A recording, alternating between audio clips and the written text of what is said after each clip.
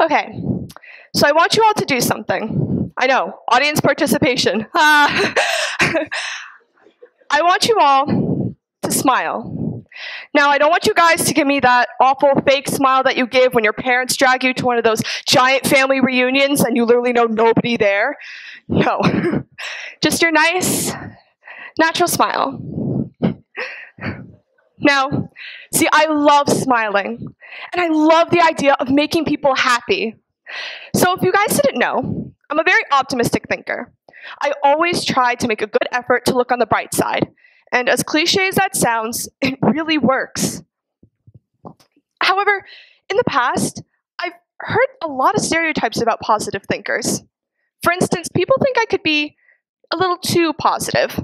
They think that I only see the good in people, and then those people take advantage of me emotionally because I only see the good in them. Other people also think that because I'm so positive, I don't know what it's like to be sad, or that I've never suffered any tragedy. Well, I'm here to tell you that both those things are false. And I'm not going to show you through statistics, but I'll show you through my own personal experiences.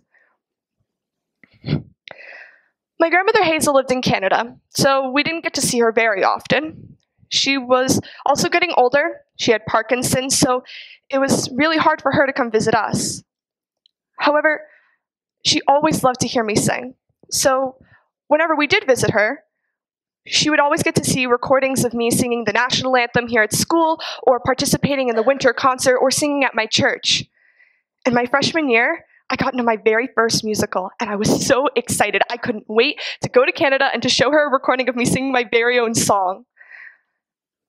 But on January 4th, about a month before the show, she died. And I was devastated. She'd meant so much to me, and the idea that she was no longer here was so hard to accept. And I actually remember a story. I remember my mom, when she told me that she had died, she hadn't cried.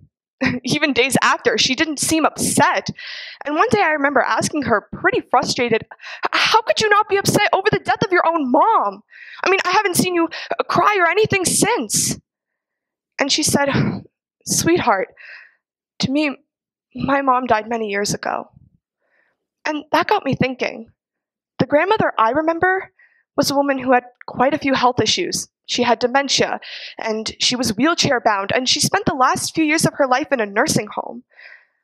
But the mom that she remembers would laugh and would sing and raised 6 children. Now, here we have my dog, Sabina.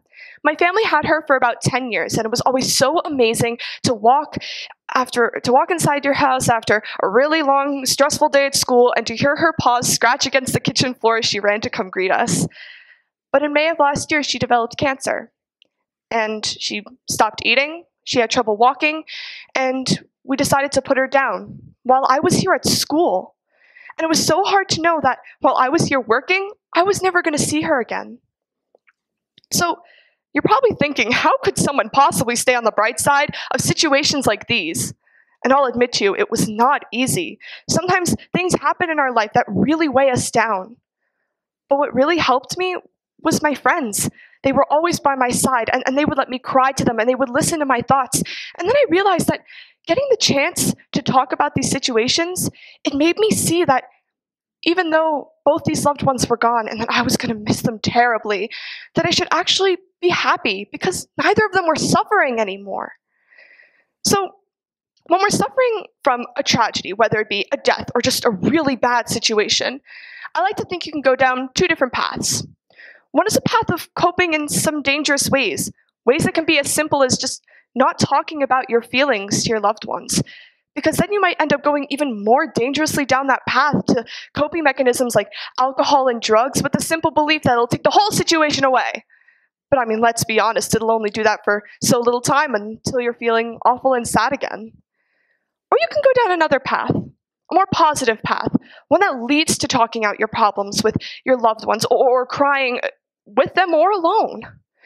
And to me, this path is more effective because when you actually talk to people about your problems, you may end up finding out that they understand your problem more than you think. And then that way, you can focus more on finding that feeling of optimism for not just an hour or so, but for a lot longer. Tragedy happens to all of us. It's a simple fact. But what matters is not necessarily the situation or the tragedy itself, but how you cope with it. Now, the other stereotype I mentioned earlier was how I only see the good in people. I mean, it's true that I try to see the good in others. I always try to be a good friend, and I'll always offer my help to somebody regardless of the history we've had. But I have been hurt, and that's something that's really difficult for me, how to stay, positive during a social situation. But what actually helped was the knowledge that the situation will pass, and that with every one person who's hurting you, there's probably 10 or more people out there who love you and who care about you and who will defend you and who will be there for you. Now, if you're ever stuck in a situation, I don't always recommend that you go to somebody who isn't part of the problem, because then that person might end up getting involved in a problem they don't even know the details about. Show of hands, how many people has that happened to? Yeah. But what I recommend is if you actually go to the person involved in the situation, you might end up finding out that it was all a misunderstanding, or that they're actually really sorry for what they said or did, but they don't have the courage to come to you.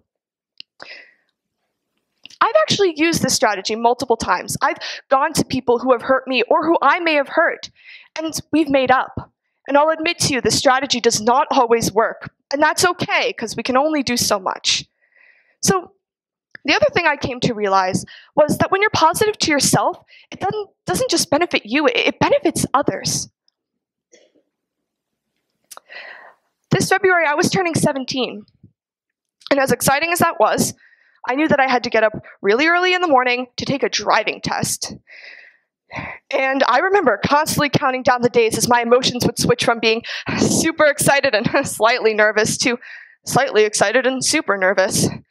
And of course, the day came, and I made a small mistake. Something that on the real road would not have mattered, but to the DMV, it was bad enough to fail me. And I remember crying for probably about 2 to 3 hours on my own birthday, thinking how stupid I was, how I should never have made that mistake, and how everybody else that I knew had passed on their first try. And then something amazing happened that day. So I was alone at home, feeling really down. And of course, I texted a bunch of my friends telling them what had happened. And then within the hour, my doorbell rang, and they were at my doorstep. And they came to surprise me. And we ended up getting to hang out, and we celebrated me turning 17. And after they left, I realized something. Not just specifically with those friends, but of course with my other friends. I treat with major respect, and I care for them. And they know that whenever they need me, I will drop anything and everything to go and help them. And I will not stop helping them until I make them feel better and until they're smiling. And then it hit me. That day, those friends saw that I was in need of friendship, in need of positivity. And that got me thinking. When you're positive to yourself, if you ever decide to be more positive to yourself, always keep in mind that positive energy might rub off on others, and people will acknowledge that, and they will appreciate it. And then when you're the one that's in need of help or just friendship, maybe they'll return the favor. Now, I don't have statistics. Of course, I'm not going to tell you that waking up on the right side of the bed every day is going to add 5 extra years in your life. But I do have my personality and the way I am, and I knew from a really young age that positivity was always going to be a part of me. And especially if some of you out there are suffering from issues that aren't your fault or that you just can't control, this is a strategy that I can guarantee to you has helped me and can definitely help you. And do not worry, I am not trying to change you. I'm just a girl who wants to make the world smile. Thank you.